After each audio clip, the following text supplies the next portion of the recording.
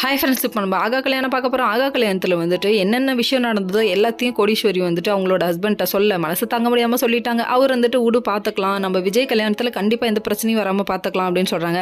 அது மட்டும் இல்லைங்க, கோடீஸ்வரி வந்துட்டு அவங்க கல்யாணத்தை நல்லபடியாக நடக்கணும், அப்போ தான் நம்ம ரெண்டு பொண்ணுங்களோட வாழ்க்கையும் அதில் இருக்குது அப்படின்னு சொல்கிறாங்க. ஏங்க மனசில் நினச்சது ஒரு குத்தமாங்க, அதுக்கெல்லாம் போய் இப்படி படுத்துறீங்களேங்க, பிரபா வேறு ஏதாவது பண்ணாங்களாங்க, அமைதியாக இருங்க அப்படிங்கிற மாதிரி இருக்குது. இன்னொரு பக்கம் பார்த்தீங்கன்னா கௌதம் வந்து எப்படியாவது வந்துட்டு ஐஸ்வர்யாவை அசிங்கப்படுத்தி இந்த வீட்டை விட்டே வெளியே அனுப்பணுங்கிறதுக்காக பிளான் பண்ணுறாரு. நீ பிளான் பண்ணுறதெல்லாம் கரெக்டுப்பா, உங்கள் அம்மாவுக்கே தெரியாமல் பிளான் பண்ணணும்னு நினைக்கிறேன், அதுவும் கரெக்டு தான். ஏன்னா இது ஒரு பக்கா ஃப்ராடு, இது 1 நம்பர் ஃப்ராடு அப்படிங்கிற மாதிரி தான் இருக்குது. ஏன்னா நீ தனியாக பண்ணால் தான் நிறையா சொதப்புவ, அப்போ தான் சீக்கிரமாக வந்துட்டு உண்மை வெளியே வரும் அப்படிங்கிற மாதிரி தான் இருந்தது. நீ என்ன தான் பண்ணாலும் கண்டிப்பாக கடவுள் இருக்கான் குமார் அப்படிங்கிற மாதிரி தான் இருக்குது. அதுக்கப்புறம் வந்துட்டு நம்ம மகா வந்து வீட்டில் எல்லாருக்கும் வழக்கம் போல் சமைச்சு வச்சுட்டு வெயிட் பண்ணிட்டுருக்காங்க. அதாவது எந்திரிச்சோடனே புருஷனுக்கு காஃபி கொடுக்கணுமே, அந்த ஒரு ரீசனுக்காக காஃபியை கொண்டு வந்து கொடுக்குறாங்க. என்னடா நம்ம மனசில் நினச்சது அவள் செய்கிறா அப்படிங்கிறாங்க. இது தானங்க பொண்டாட்டியோட வேலை அப்படிங்கிற மாதிரி நினைக்கிறாங்க.